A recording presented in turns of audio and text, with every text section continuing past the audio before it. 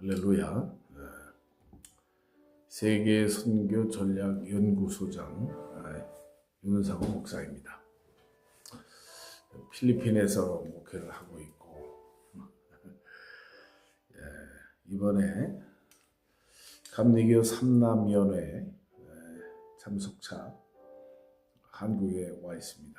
이제 다음 주 월요일인 필리핀으로 귀국을 하는데 삼남연회는 1년에 한 번씩 회의하는 거예요. 감리교가 한 7,000여 교회가 되는데 전국에 11개 연회로 지역으로 나눠져서 1년에 한 번씩 회의를 하는데, 중요한 것은 이 연회에서 새로 목사를 안수를 받고 올라오는 이제 젊은 목사님들이 있고, 또는 은퇴하는 목사님들, 그 1년 동안에 여러 가지 회모와 재정을 보고하는 이런 행사입니다. 많은 동역자들이 보이는데, 제가 1990년에 전도사로 이렇게 시작해서 어느덧 목회가 36년 차에 이렇게 접어들고 있습니다. 그런데 이제 조금 횟수가 지나가니까 젊은 목사님들 이런 상 받는 사람보다는 은퇴하는 목사님들에 대해서 이렇게 눈길이 가는 거예요.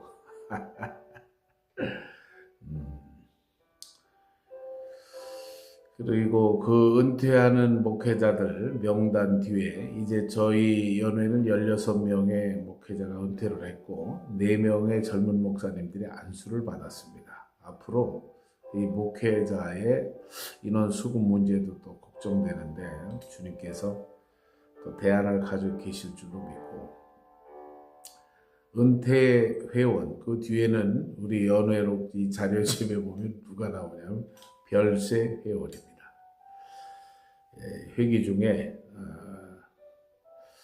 여러 가지 질병으로 사고로 미리 이렇게 소천하신 분들을 별세 회원이라 그래요. 이 세상과 이별했다. 그래서 별세 이런 것 같아요. 그 중에는 이제 이렇게 좀 젊은 목회자도 있더라고요. 질병으로 인해서 40대 목사님도 별세를 하고, 유가족들 이런 위로 예배를 드리면서 많은 생각을 하게 됩니다. 그래서 안수받는 회원, 또는 은퇴 회원, 별세 회원, 언젠가 나도 이 세상을 떠날 때는 별세 회원의 내 명단에 이름이 올라가겠다. 그리고 은퇴하면 이제 저도 곧 이제 은퇴 회원의 명단을 올리겠구나. 이름 석자 올리고 감리교의 이제 사역을 공식적으로 제도적으로 마무리하게 되겠죠. 그러나 이별이 있기 때문에 아름다운 건 아닌가. 은퇴하는 분들이 참 존경스럽고 사랑하는 마음이 더 깊어지더라고요. 그리고 또 원치 않는 이런 질병과 사고로 인해서 미리 별세한 목회자들, 유가족들을 보면서 또 우리 자신도 우리가 원치 않는 그런 상황이 발생할 수가 있다. 그래서 안타까운 마음을 가지게 되었습니다. 그래서 좀 더 본질적인 얘기를 잠깐 하려고 하는데, 목사님들의 목회가 예전에는 어떤 게 성공적인 목회냐, 성공 이런 거에 좀 관심을 많이 가졌잖아요. 누군 실패한 거고, 그럼 이게 과연 본질적으로 성공과 실패의 기준은 뭔가 이런 생각을 하게 돼요. 그러나 본질적으로 저는 그렇게 생각해요. 성공과 실패는 없다. 부분적으로 실패한 것 같으나 마지막에 우리가 주님 앞에 상 받는 자가 되면 되고요. 이 땅에서 성공한 것처럼 보여도 주님 앞에 내가 너를 도무지 모르노라 그랬잖아요. 불법을 행했다. 주님의 보시기에 불법인 목회가 있는 거예요. 그래서 이 땅에 그 성공과 실패라는 이런 기준은 상대적인 이 세상의 개념이 아닌가 생각하고, 좀 더 본질적인 목회는 제가 저 자신을 되돌아보면서 이렇게 생각을 합니다. 처음에 7년간 개척교회는 지금 생각해보면 참 지금도 열심히지만 그때도 열심히 했습니다. 둘째가라면 서러울 정도로 나 같은 사람 12명만 있으면 세계 복음화가 된다고 믿고 열심히 했는데, 참 나도 힘들고 교인들도 힘들고 특별히 제 아내 가정도 많이 힘들었던 이렇게 기억으로 제가 회고를 하게 돼요. 이유가 뭘까요? 내가 주인이 되었기 때문이다. 이 목회의 본질적인 이런 기준은, 차이는 내가 주인이 되는 목회. 말은 우리가 다 주의 나라, 주님의 영광 뭐 이렇게 하지만은 주님이 보실 때, 야, 내가 너무 나대니까 내가 할 일이 없다.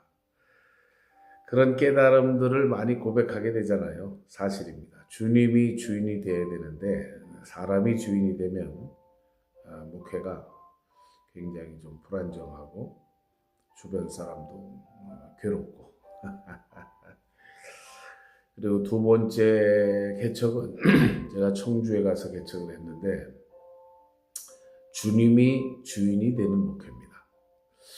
주님이 주인이 되면 내 목회 환경이 정말 열악한 지역이에요. 우상들이 많고, 거기 뭐 이렇게 청주에서도 저 내덕동에 안덕벌 내덕동이라고 하는 청주대 후문 있는 데인데 목회 여건이 좋지가 않아요. 원룸들이 있고 그리고 그 당시에도 제가 개척할 때는 재정 형편도 아주 열악하고 도저히 목회할 환경이 환경적으로는 좀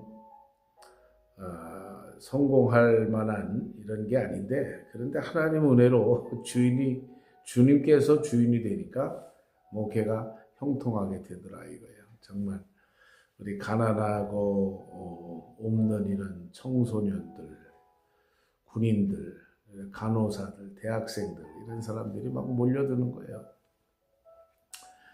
여전히 부족하지만 근데 주님이 주인이 될 때 우리가 목회가 형통하지 않나.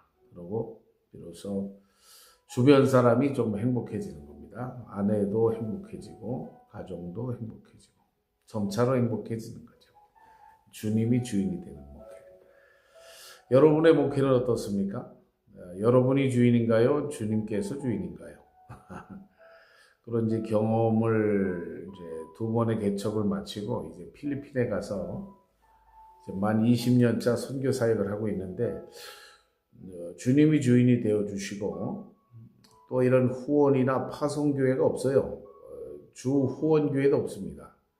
개인적으로 저를 좀 아는 분들이 후원해 주는데, 제가 믿는 건 뭐냐면 선교의 주체는 성령님이시다. 하나님 자신이 선교가 하나님 뜻이기 때문에 하나님이 원하시고 행하시고 이루십니다.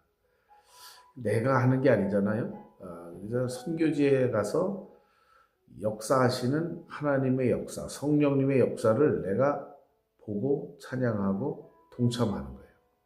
선교는 주님께서 행하고 계십니다. 선교사가 나가지 않아도 성령께서 행하시는 일이다. 그래서 성령께 사로잡히면 참 지금 20년 세월 동안에 많은 어려움과 위기가 있었습니다. 그러나 이게 넘어가는 거예요. overcome. 니체가 위버맨시라고 하는 책을 썼는데, 그 초월적인 인간, 자기의 의지가 중요하다, 그런 걸 강조하면서 살짝 하나님을 부정해서 신은 죽었다, 좀 무리한 좀 발언을 했는데, 그러나 어쨌든 하나님의 능력에 붙들리면 자기 한계를 초월하게 됩니다. 언어라든가 질병, 문화, 거기 여러 가지 선교지에 산적한 문제들이 많은데 성령의 능력은 이걸 넘어가게 합니다. 그래서 위기를 기회로 하나님이 바꿔주는 전환점이 되는 거예요. 성령께서. 저도 현지 교회도 개척을 했고 현지 목회자 영성훈련은 20년 차 50회 진행을 했고 교도소에도 교회를 2개 세우게 되었고 이제 경찰청에서 경찰 복음화를 위해 경찰 선교 사역을 이제 시작을 했고요. 지나고 보니까 제가 하는 거는 아주 그냥 저는 마음만 먹는 거고 주님 제가 부족합니다. 저는 성령께서 일하신다. 주님이 주인이 되어주시고 성령께 붙들릴 때 우리가 기대한 것보다 많은 열매를 거두게 될 줄로 믿습니다. 그래서 뭐 성공 실패 이렇게 뭐 인간적으로 보면 저도 실패고 부족하고 허물이 많은데 하나님의 은혜로 보면 많은 열매를 거두고 있다. 조심스럽지만 이제 주변에서 조금 인정도 해주고 선교팀도 오고 이러는데 오직 하나님의 은혜입니다. 그래서 중간 평가는 우리가 할 필요 없고 마지막에 주님 앞에 설 때 착하고 충성된 종아 새 예루살렘 성에서 주님 앞에 우리가 인정을 받아야 될 줄로 믿습니다. 할렐루야. 저와 여러분이 이 영상을 보시는 모든 우리 동역자들이 마지막 때에 주님 앞에 인정받고 칭찬받고 면류관을 쓰는 축복된 주인공들이 되기를 주님의 이름으로 축복합니다. 할렐루야.